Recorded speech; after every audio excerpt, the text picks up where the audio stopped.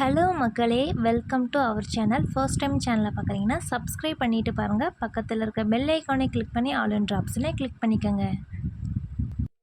மக்காச்சோளம் தோட்டத்தை சுற்றி பார்த்துக்கிட்டே அதில் என்னென்ன நன்மைகள் இருக்குது, என்னென்ன கஷ்டங்கள்லாம் வரும் அப்படின்றத இந்த வீடியோக்குள்ளே ஷேர் பண்ணிக்க போகிறேன்.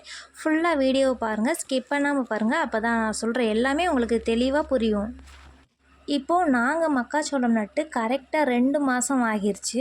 2 மாதத்தில் பார்த்திங்கன்னா இப்போ தான் சோளம் கொஞ்சம் கொஞ்சமாக இந்த லேசாக இந்த பூட்டை வைக்குதுன்னு சொல்லுவாங்க இல்லையா, அது மாதிரி வைக்கிது.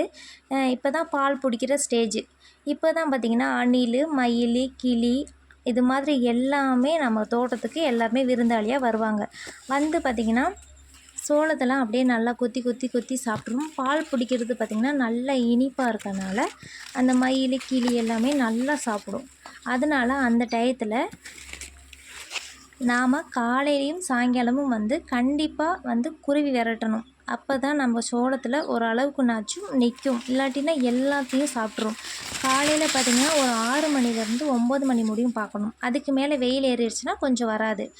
அதுக்கப்புறம் பார்த்திங்கன்னா திரும்படியும் ஒரு 5 மணிலேருந்து ஒரு 6 மணி 6:30 முடியும் கூட நல்லா பார்க்கணும். பார்த்துட்டு கொஞ்சம் குருவியெல்லாம் விரட்டி விட்டுட்டு ஒரு டப்பா மாதிரி இருந்துச்சுன்னா அதை வச்சு நல்லா தட்டினோம்னா அந்த சவுண்டுக்கு வராது. அதுக்கப்புறம் நம்ம வீட்டுக்கு வந்துடலாம். அப்படி ஈவினிங் காலையில் நம்மளால் போய் எதுவும் செய்ய முடியலைன்னா நம்ம வேட்டு வாங்கி வச்சுட்டு அப்பைக்கப்போ ஒரு வேட்டு போட்டோம்னா குருவியெல்லாம் பறந்து போயிடும். அப்படி விரட்டாமல் விட்டுருந்தீங்கன்னா பார்த்திங்கன்னா எல்லா காட்டிலையுமே சாப்பிட்டு போயிடும். நமக்குன்னு எதுவுமே இருக்காது. அதனால தான் காலையிலையும் சாயங்காலமும் கண்டிப்பாக விரட்டணும். இது ஒரு கஷ்டம். அதுக்கப்புறம் பார்த்திங்கன்னா சோளத்துக்கு வந்து களைக்கொல்லி மருந்து அடிக்கணும். அதுக்கப்புறம் பார்த்திங்கன்னா நம்ம பூச்சி மருந்து, குருத்து புழுக்கு வந்து பூச்சி மருந்து அடிக்கணும். அதுக்கப்புறம் இன்னொரு பூச்சி மருந்து 2மே அடிக்கணும். 2 அடித்தா தான் நம்மளோட சோளம் வந்து பார்த்திங்கன்னா ஒரு அளவுக்குனாச்சும் நல்லா வரும். அப்படி இல்லைன்னா குருத்து புழு வச்சு சோளம் எல்லாம் வேஸ்ட்டாக போயிடும். இது ஒரு கஷ்டம் இருக்குது. அப்புறம் 4 நாளுக்கு ஒரு தடவை கண்டிப்பாக தண்ணி கட்டணும். மழை காலம்னா பிரச்சனையே இல்லை, தண்ணி கட்ட தேவையில்லை. ஆனால் வெயில் காலம்னா கண்டிப்பாக 4 நாளுக்கு ஒரு தடவை தண்ணி கட்டணும். அப்படி இல்லைன்னா சோளம் ஃபுல்லாக நல்லா சுருங்கின மாதிரி ஆயிரும்.